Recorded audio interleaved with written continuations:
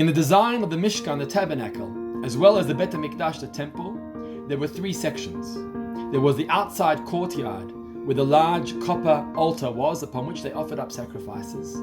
Then there was the sanctuary, which had the table, the candelabra, and the smaller golden altar, upon which they offered up the incense. And then we had the Holy of Holies, where the Holy Ark was. And this room was accessed by the high priest, the Kohen Gadol, once a year. What relevance does this have to our lives? We're going to read about the Mishkan, the tabernacle, in the upcoming parashiyot in the Torah. And what is the lesson that we can take away for our own selves? Well, in our lives too, we've got those three categories. We have our spiritual pursuits, our holy activities, like our davening and our learning. That's considered the Kodesh HaKadoshim, the Holy of Holies. Then we have the sanctuary, and those are physical activities that are actually holy, like the tzitzit that we wear. It's a garment, that's physical, but it has four corners and strings, so it makes it a mitzvah.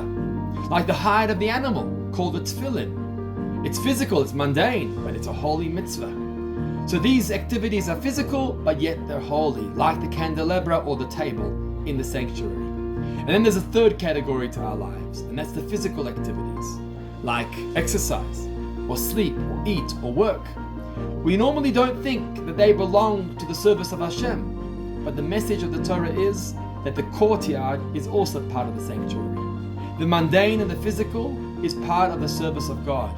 We serve God when we go to work, for example. And that's why we got to do things morally and ethically. And we got to do and act with the intention that by doing the activities that we do, we're making God's world a holier and a better place. Shabbat Shalom.